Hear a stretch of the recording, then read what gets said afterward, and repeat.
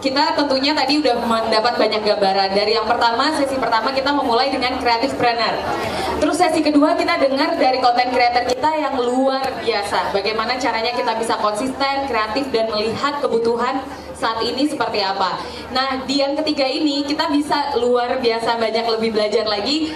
Kita undang dan sambut dari Gubernur DKI Jakarta, Pak Anies Baswedan. Sudah ada Muhammad Al-Fatih Timur. Alhamdulillah.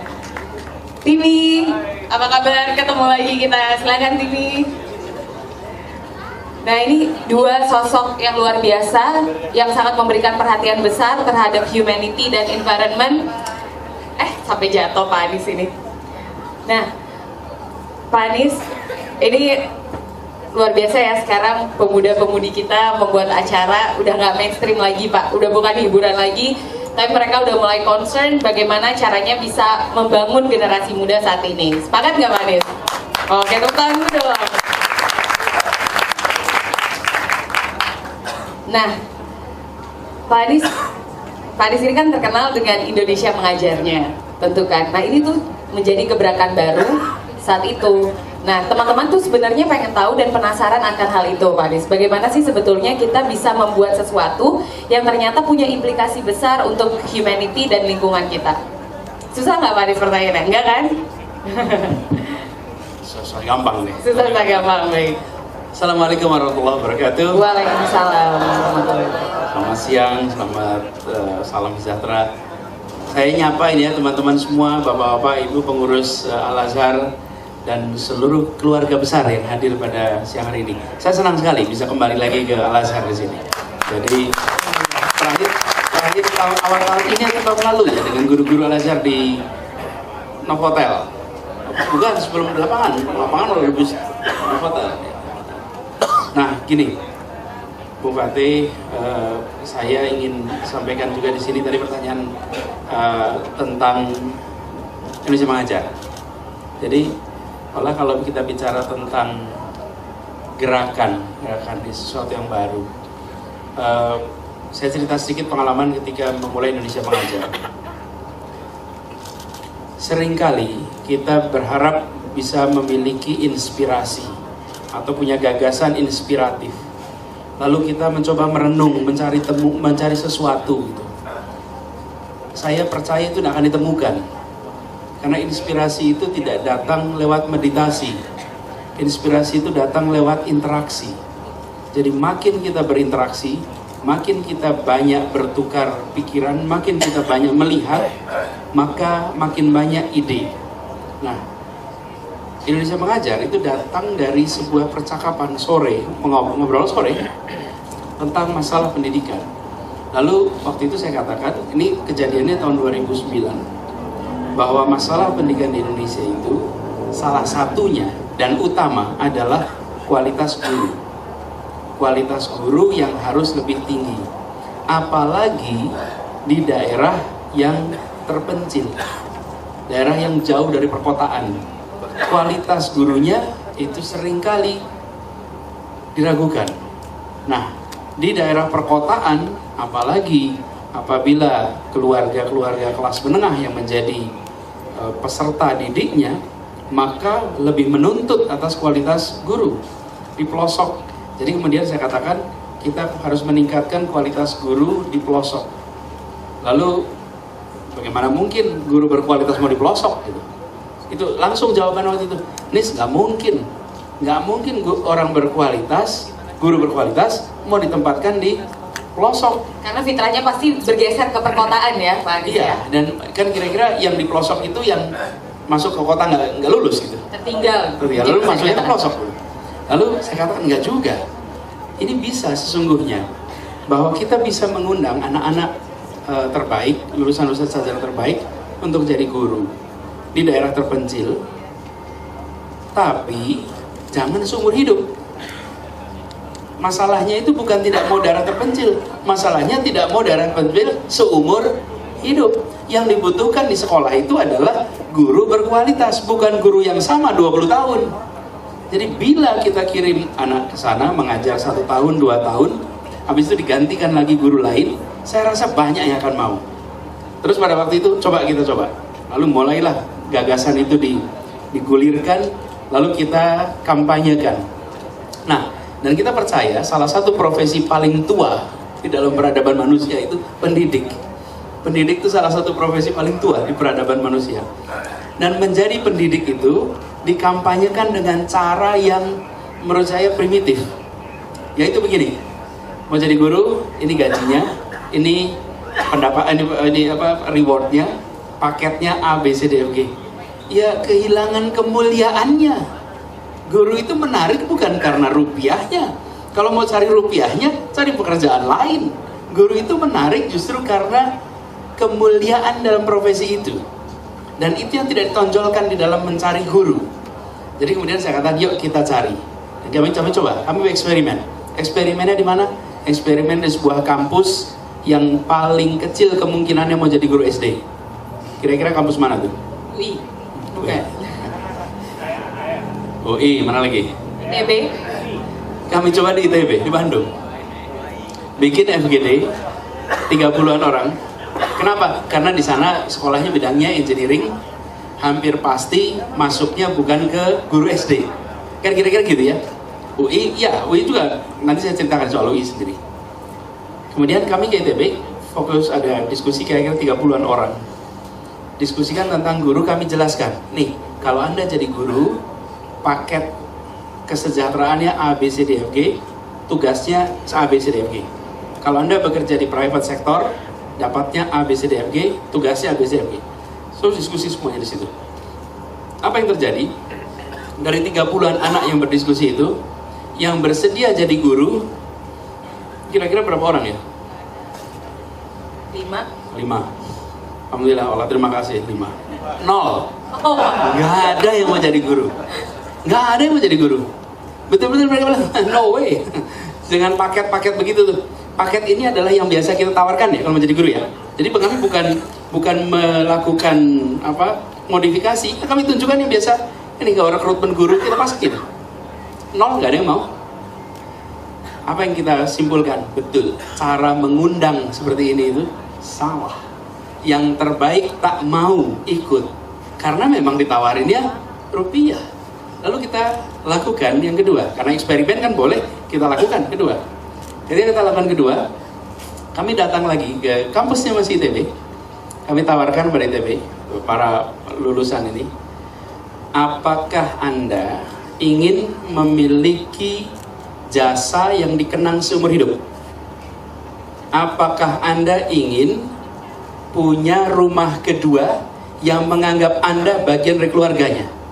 Apakah Anda ingin bisa berkata kepada diri sendiri bahwa I have done my service to the nation. Saya sudah mengabdi untuk republik ini. Inginkah Anda memiliki pengalaman berada di tempat tersulit yang nanti menjadi catatan membanggakan seumur hidup Anda? Begitu pertanyaan itu disampaikan, angkatan pertama terbanyak dari Institut Teknologi Bandung. Wow, luar biasa. Jadi pertanyaannya jangan cari uang. Kalau pertanyaan cari uang, ya saya cari tempat lain. Tapi kalau pertanyaannya Anda mau nggak kemuliaan ini? Kalau Anda mau kemuliaan, Anda dapatnya kemuliaan. Nah, tapi desain programnya harus desain yang membuat orang melakukannya secara rasional. Ada pekerjaan mulia yang mengharuskan orang irasional untuk ikut. Irasional itu artinya nggak menggunakan, rasional itu artinya kan dengan perbandingan, itu rasio. Perbandingan, rasional, kan itu disebut rasional. Rasional itu artinya dia mau mengerjakan karena dia tahu ini baik. Tapi kalau irasional itu, ya baik apa tidak, ini saya kerjakan karena benar. Nah, kalau program Indonesia Mengajar itu dirancang untuk mengabdi selama 10 tahun, maka harus orang yang mau mengabdi dan irasional ngerjain itu. Karena ini harus irasional untuk pergi 10 tahun. Bayangkan, lulus S1, lalu pergi selama 10 tahun. Itu betul-betul dia tidak masuk dalam kategori yang berpikir sendiri. Ya. Kami siapkan 1 tahun. Anda mengajar 1 tahun, dan sesudah itu pulang, dan sesudah itu kami katakan tidak usah jadi guru. Terus jadi justru Anda masuk private sector. Masuk private sector, bekerja di private sector, karena kita membutuhkan pemimpin-pemimpin private sector yang pernah menjadi guru dan pernah mengabdi di pelosok tanah air. Nah, jadi desainnya dibuat. Nah, sesudah itu terjadi, lalu kita sosialisasi kemana-mana dan alhamdulillah lalu muncul. Yang menarik Indonesia Mengajar itu bukan soal gurunya saja, tetapi bahwa tugas saya adalah mengkampanyekan orang untuk mengabdi. Bila yang mengabdi itu adalah saya, nggak akan bergaung. Bila yang berangkat ke pelosok itu Anies, nggak akan bergaung. Kenapa? Karena masyarakat tidak bisa membedakan ini adalah tentang Anies atau tentang anak-anak yang mau berangkat. Ini problem dalam orang membangun gerakan. Ketika membangun gerakan, yang membangun gerakan itu harus di luar potret, di luar frame. Dia bukan menjadi pelaku yang disebut berbuat baik. Yang berbuat baik itu anak-anak lain, sehingga saya dengan leluasa mengatakan, Bapak Ibu sekalian, bantulah mereka, bukan bantu saya. Bantulah mereka. Kami hanya menyiapkan platformnya. Dan itu yang membuat seperti Indonesia Mengajar punya efek tular yang besar. Apa efek tular itu? Begitu seorang anak berangkat, mereka ditugaskan di pelosok tanah air, pelosok jauh ya tempatnya di Jakarta, lalu membuat teman seangkatannya itu merasa, Masya Allah, kalau dia melakukan, saya ngerjain apa ya di sini? Tetangganya, lingkungannya, semuanya merasa, ya Allah, dia punya semuanya untuk berada di tempat ini dan memilih berada di sana. Ini yang disebut dengan gerakan. Gerakan itu kemudian merangsang orang untuk secara sukarela, saya harus melakukan sesuatu. Kalau email, SMS, WA viral, itu kan menyebarnya sukarela, bukan? Kan tidak ada pemaksaan. Kalau pemaksaan itu kalau dapat kupon, itu baru pemaksaan. Jadi viral kalau pakai reward itu bukan viral sesungguhnya. Karena dia mencari sesuatu. Tapi yang sukarela disebarkan karena dia terpanggil. Saya membaca, saya merasa terharu, lalu saya bagikan. Saya membaca, saya merasa senang, saya bagikan. Sama, saya menyaksikan saudara saya melakukan kegiatan mulia, lalu saya ceritakan.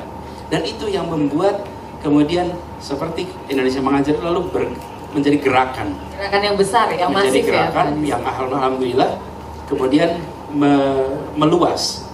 Kami ingat rekrutmen angkatan pertama itu kita baru kirim 50 orang saja. Tapi yang mendaftar waktu itu udah 1.500. Padahal itu angkatan pertama. Sekarang setiap kali pengiriman 50 orang yang mendaftar antara 13.000 sampai 15.000. Jadi lebih sulit masuk Indonesia Mengajar daripada beasiswa manapun ke luar negeri. Ya, kalau itu saya boleh bisa bahwa lebih sulit artian proporsinya ya. Bahwa jumlahnya banyak sekali yang mendaftar tapi hanya sedikit yang berangkat. Dan ketika mereka di sana selalu membawa pesan, jangan pernah pemerintah, jangan pernah menuding siapapun.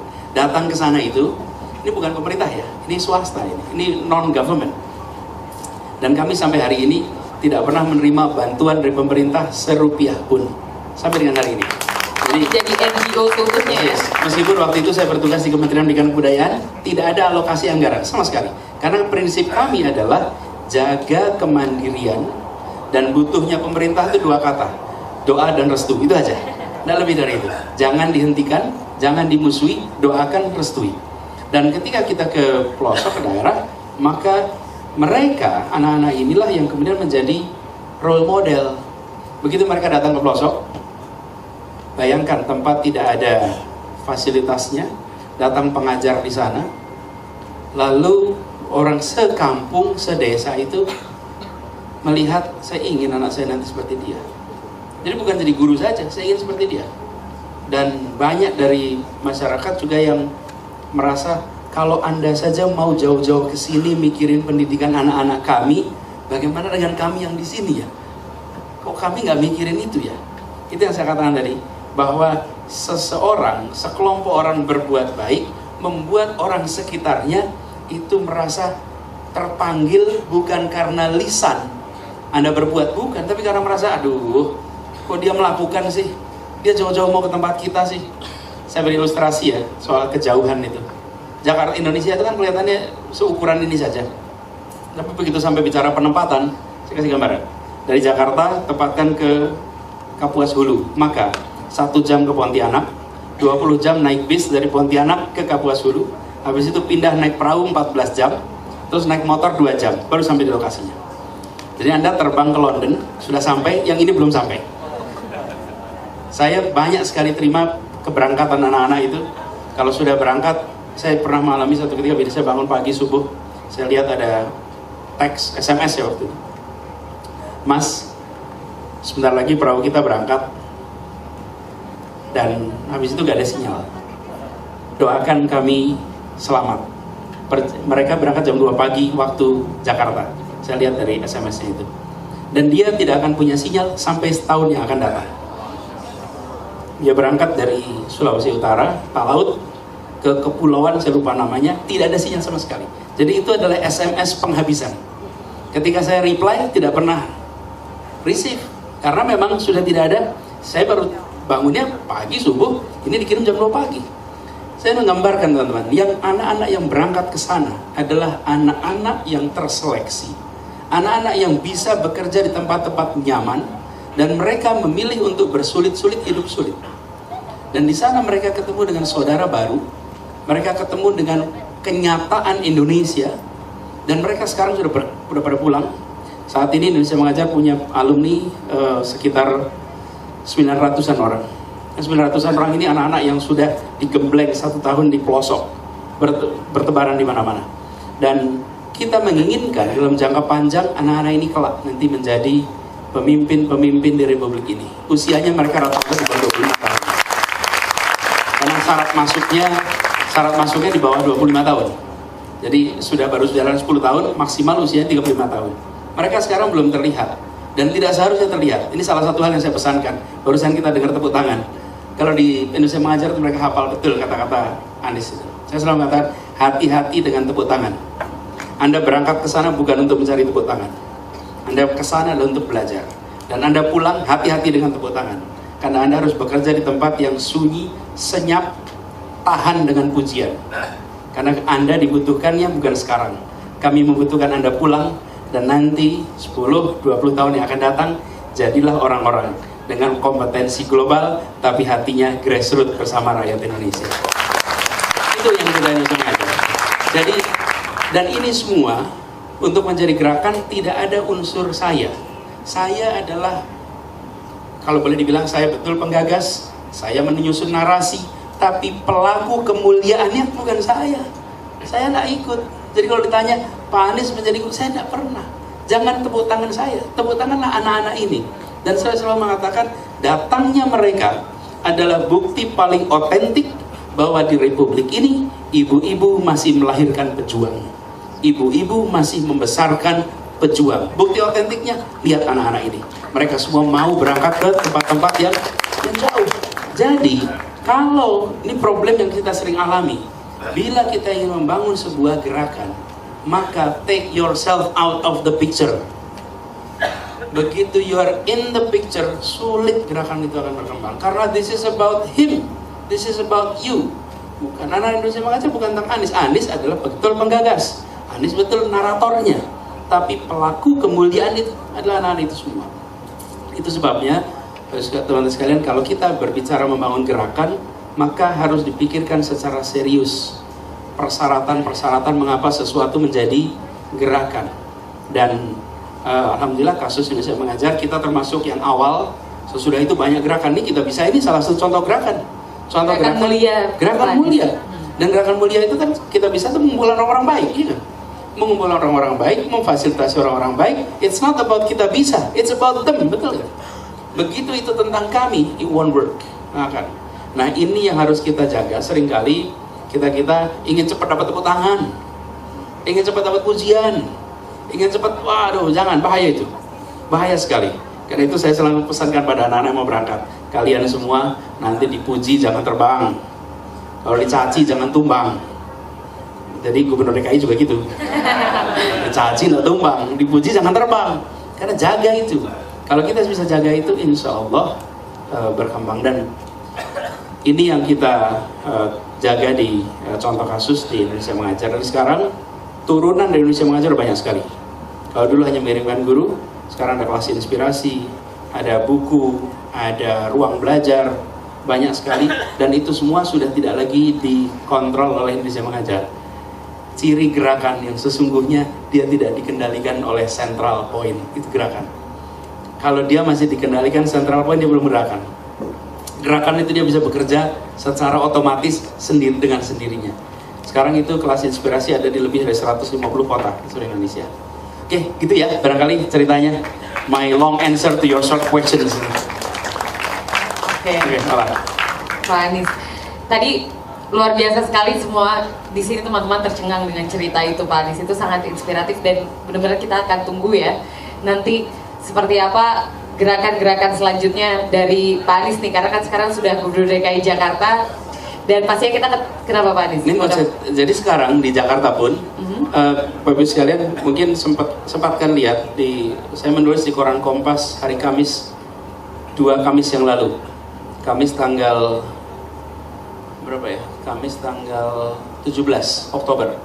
Boleh sempatkan saya menulis judulnya Jakarta Berkolaborasi. Karena kami membangun Jakarta juga dengan pendekatan gerakan, bukan dengan pendekatan programatik. Pendekatan programatik itu artinya kami kerjakan sendiri. Kami justru bangun dengan pola gerakan. Contoh-contohnya banyak. Tapi kalau saya ceritain di sini nanti berubah sesinya tuh. Jadi, tapi boleh dibaca nanti, gitu ya. Kalau sama Pak Anies nih harus panjang nih Pak sesinya nih, nggak bisa sedikit karena banyak sekali pembelajaran yang bisa kita ambil. Nah Pak Anies, sebenarnya kalau tadi saya pikir-pikir ya, selain Indonesia Mengajar tuh banyak sekali loh kontribusi yang sudah Pak Anies berikan untuk negara ini. Tepuk tangan dong teman-teman. Nah, peran apa nih Pak? Kalau kata TV kita nih yang remah-remah gorengan ini. Begini, jadi sekarang kita di Jakarta ini melakukan transformasi dalam cara kita membangun. Saya tidak banyak ceritakan ini, nanti sampai hasilnya udah muncul. Di Jakarta ini baru ide aja udah rame, batu aja rame di sini, bambu aja rame. Jadi ini dikerjakan nanti, tapi saya tunjukkan beberapa hasil. Begini, kami menempatkan masyarakat Jakarta sebagai co-kreator, sebagai penyedia solusi atas masalah yang ada di kota ini. Kami tidak menempatkan masyarakat Jakarta sebagai customer. Kalau sebagai customer, maka kami yang menyelesaikan semua urusan. Masyarakat cukup lakukan 2 hal, bayar pajak dan nyoblos. Tapi tidak usah berbuat apa-apa. Tidak, justru kami tidak. Apa yang kami lakukan? Kami mengidentifikasi di banyak sektor orang-orang yang berbuat baik. Lalu kita jadikan mitra. Jadi kami siap kerjasama nih, orang-orang baik-baik nih. Saya beri contoh. Bapak Ibu sekalian, teman-teman, ada yang pernah ke Jalan Sudirman ke halte bisnya nggak akhir-akhir ini? Pasti pernah. Ada, pernah ya, yang akhir ini. Lihat nggak itu signage sama wayfindingnya di situ? Dulu halte bis itu kosong, hanya ada atap dan tempat kita nunggu. Tapi kalau kita pun udah keratan Pak. Itu udah keratan, ya. Dan kalau kita berdiri di situ, tahukah kita bis nomor berapa saja yang ke situ? Tidak. Tahukah kita kemana saja kita bisa pergi di tempat itu? Tidak. Kota ini dirancang untuk orang yang sudah tinggal menahun di tempat ini. Tapi siapapun yang datang kota ini baru, dia tidak bisa menggunakan kendaraan umum. Karena dia kan bingung naik kendaraan umum. Kemana saya harus pergi? Karena itu nggak ada yang naik kendaraan umum. Semuanya naiknya kendaraan-kendaraan pribadi atau umum personal, bukan umum massal. Lalu apakah solusinya dari DKI? Kalau teman-teman Bapak Ibu sekarang lihat di sana ada wayfindingnya, mau kemana saja ada, rute-rutenya ada, jenis-jenis bisnya ada. Bukan dari Jakarta, bukan dari Pemprov. Itu adalah buatan Forum Diskusi Transportasi Jakarta. Anak-anak muda, early career professional. Jadi bukan mid career nih, early career professional. Yang di sore harinya mereka ngumpul ngobrol soal transportasi di Jakarta. Apa yang terjadi? Mereka memikirkan solusi dari kacamata pengguna, bukan memikirkan solusi dari kacamata penyedia. Kami di pemerintahan udah puluhan tahun, tapi berpikir penyedia, bukan berpikir pengguna. Terus mereka membuat rancangan-rancangan itu, taunya dari mana? Sosial media. Jadi kita ini mendeteksi, kalau ada ide bagus, dipanggil. Dan apa yang terjadi? Kita undang, kita minta mereka untuk perluas jangkauannya. Dan sekarang seluruh jalan Sudirman sekarang sudah dipakai, nanti se-Jakarta akan menggunakan tanda-tanda di setiap halte yang memungkinkan kita tahu dari mana pergi kemana menggunakan kendaraan umum. Tidak dikerjakan dengan cara pemerintah sendiri, justru mengundang. Jadi jawabannya untuk pertanyaan Ola tadi, ini harus berbuat apa? Jadi jawabannya begini, Anda ketemu masalah bukan di Jakarta? Anda ketemu masalah bukan dalam keseharian? Lalu apa yang dikatakan oleh Bung Timur ya? Jangan menjawabnya dengan urun angan, tapi menjawab dengan turun tangan. Itu bedanya satu huruf T. Satu urun angan, satu turun tangan. Anda lakukan sesuatu. Begitu Anda melakukan sesuatu, potensinya ada untuk berkembang. Tapi jangan berorientasi ingin jadi seperti kita bisa. Ingin jadi seperti Bukalapak. Ingin jadi seperti Indonesia Mengajar. Jangan. Karena kalau Anda berorientasinya itu kepada satu organisasi yang sudah eksis, yang Anda bangun bisa jadi berbeda sama sekali. Ini teman-teman forum diskusi itu tidak pernah membayangkan produk mereka sekarang itu ada di seluruh Jakarta, padahal dikerjakan secara sukarelawan. Tapi dia tidak membangun platform kerjasama, bukan. Jadi jangan kita terkunci bahwa kalau saya mau melakukan sesuatu, nanti saya harus bisa seperti itu. Saya harus bisa seperti itu. Iya, Jangan. dulu terlebih dahulu. Intinya adalah bila kita melihat ada masalah, jangan berharap orang lain yang menyelesaikan. Pikirkan untuk kita ikut menyelesaikan. Contoh tadi dari Bung Timi ada tuh contohnya. Bagaimana, wah ini ada masalah nih. Banyak orang baik ingin berbuat baik, banyak orang membutuhkan, tapi tidak ketemu orang baik. Lalu disiapkan, coba solusinya apa? Nah, banyak dari kita ketika ketemu masalah tidak berpikir tentang bagaimana menyelesaikannya, tapi bagaimana membicarakannya. Karena itu masalah dibicarakan terus-menerus. Yang dibutuhkan adalah masalah diselesaikan. Dan kalau diselesaikan, maka kita dituntut untuk berpikir apa solusi-solusinya, apa langkah-langkahnya. Nah, begitu terpikir solusi, lalu jangan berpikir orang lain yang bekerja, tapi kita yang berbuat. Jadi buat teman-teman muda, saya sering mengatakan begini, di dalam fase usia muda itu maksudnya you have more tomorrow than yesterday, gitulah kira-kiranya. Jangan hanya membayangkan bahwa saya akan bisa bermakna di masa yang akan datang. Karena saya masih muda, jadi nanti aja saya itu berperannya.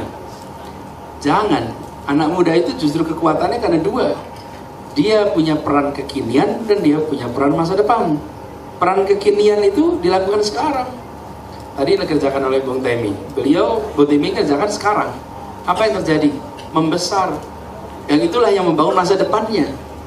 Jadi berbuat sekarang. Jadi saya usul pada teman-teman muda, Anda lihat sesuatu, lakukanlah perubahan, lakukanlah kegiatan untuk menyelesaikan masalah. Nah, sering-sering saja mencari masalah. Sering-sering cari masalah. Masalah itu apa sih? Masalah itu adalah selisih antara harapan dan kenyataan. Jadi, cara menemukan masalah adalah meninggikan harapan, lalu ketemu masalah. Anda ingin ketemu masalah, gampang, tinggikan harapan. Anda tidak ingin ketemu masalah, gampang, turunkan harapan, tidak ada masalah. Jadi, saya beri contoh. Bila di ruangan ini ada sampah-sampah berseliweran, tapi kita tidak punya harapan ruangan bersih, maka sampah ini tidak dianggap masalah. Karena itu, dia tidak perlu dibersihkan. Karena bukan tidak masalah. Tapi begitu kita menganggap ruangan ini harus bersih, maka barang yang sama itu harus diselesaikan. Jadi buat anak muda, kalau mau menciptakan masalah itu mudah. Caranya adalah dengan meninggikan harapan. Nah, meninggikan harapan itu, ya tadi, lihat kenyataan harusnya begini. Lihat kenyataan harusnya begini. Tapi harusnya itu lalu diwujudkan dengan apa usaha saya membuat yang disebut harusnya itu bisa terjadi. Di situ kemudian menjadi langkah. Jadi kalau saya reflektif atas apa yang kami kerjakan, ketika kami mengerjakan Indonesia Mengajar misalnya, harusnya guru-guru berkualitas itu ada di sana, itu harusnya. Kenyataannya tidak, ya. Lalu apa? Ya sekarang kalau gitu, yuk undang anak-anak itu untuk ke sana. Jadi berbuat. Lalu turun tangan. Turun tangan itu dimulai sekitar tahun 2013. Yang waktu itu ya, Bung Timi cerita. Jadi saya ini termasuk yang concern sekali bagaimana orang-orang baik tidak banyak yang tidak masuk politik. Waktu itu saya nggak membayangkan masuk politik, ini tahun 2013. Jauh sebelum urusan pilkada, pilpres dan lain-lain. Apa yang sering terjadi di kampus-kampus? Itu unik. Kalau ada dosen jadi caleg, itu pasti disindir-sindir sama koleganya. Ngapain sih jadi caleg? Kayak kurang kerjaan. Kita ini aneh. Kalau ada orang tak bermasalah masuk politik, dipermasalahkan. Kalau ada orang bermasalah masuk politik, tidak dipermasalahkan. Terus kita berharap politik kita berubah, itu tidak mungkin. Tapi orang tak bermasalah mau masuk wilayah politik, pasti kekurangan sumber daya. Pasti. Karena orang-orang baik ini biasanya mereka mulai dengan ide, dengan karya, tidak memulai dengan modal rupiah, bukan? Karena itu harus dibantu. Dibantu oleh siapa? Dibantu oleh orang-orang baik lainnya yang tidak memberikan bantuan dalam bentuk uang, tapi bantuan dalam bentuk mendukung kegiatannya secara rela, secara sukarela. Disitulah kemudian gerakan kerelawanan namanya turun tangan dan meluas kemudian. Gerakan turun tangan itu kita ingin politik lebih baik, tapi hanya berharap orang lain yang mengerjakan. Jangan, lakukanlah. Itulah kemudian kita mendorong kerelawanan. Dan waktu itu saya pesankan pada semua, relawan itu tidak dibayar. Itu kalimat itu sering dipakai untuk poster tuh. Relawan tidak dibayar bukan karena tak bernilai, tapi dia dibayar karena dia tak ternilai harganya. Jadi jangan dirupiahkan. Lagi-lagi sama tuh seperti garis Indonesia Mengajar. Kalau menjadi guru dihitungnya rupiah, maka lebih baik sektor lain.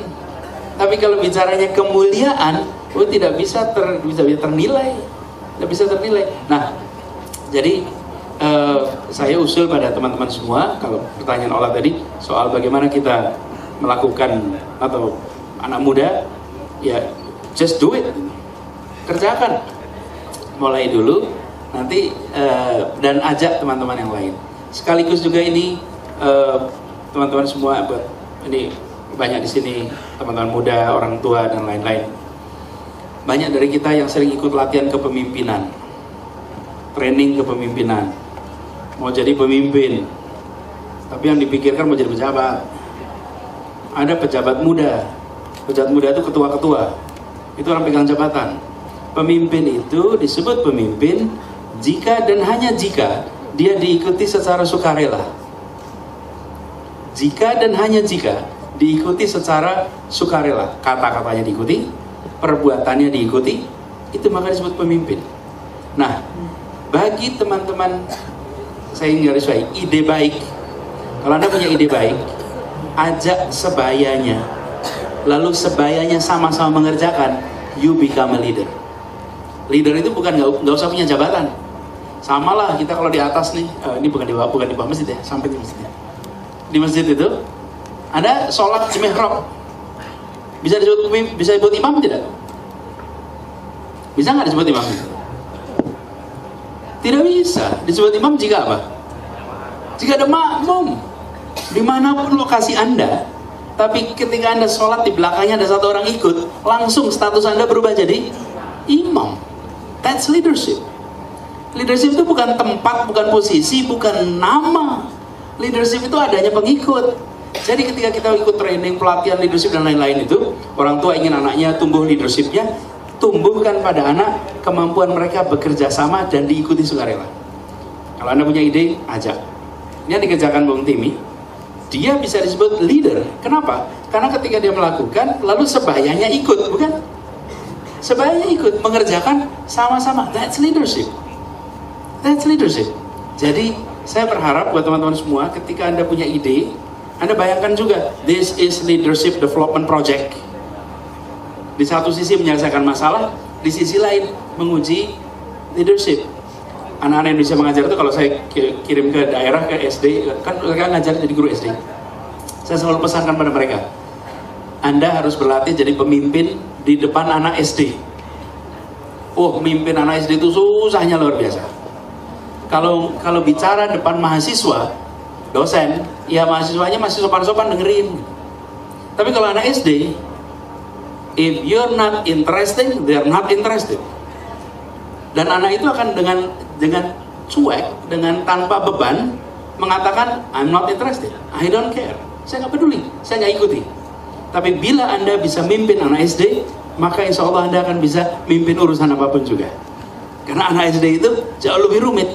Nah, sama, ketika Anda punya ide, lakukan ide itu, ajak teman-teman terlibat. Jadi besar atau tidak itu urusan lain, tapi melakukan sesuatu, maka insya Allah itu akan menjadi pengalaman yang luar biasa, gitu ya. Terima kasih Pak Anies, ini merupakan sesi yang sangat luar biasa dari Pak Anies dan juga Timi. Selanjutnya kita akan lanjutkan Pak dengan sesi penyerahan plakat yang akan diberikan oleh Kepala Yayasan Pesantren Islam Al-Azhar Bapak Ahmad Lubis dan juga Kepala Sekolah Al-Azhar 1 Bapak Ngadiman. Boleh silakan.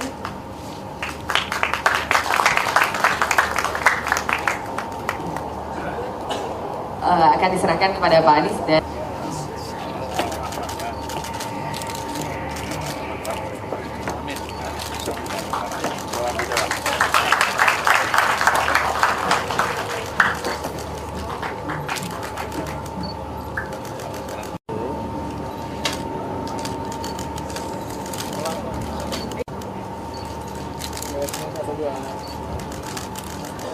ini bermanfaat tentunya buat kita semua. Dan narasumber kita yang hebat kali ini betul-betul memberikan kita manfaat yang luar biasa yang insya Allah bisa kita gunakan untuk masa depan kita semua. Saya Ola pamit undur diri, mohon maaf bila ada kesalahan. Wabillahi taufiq wal hidayah. Wassalamualaikum warahmatullahi wabarakatuh.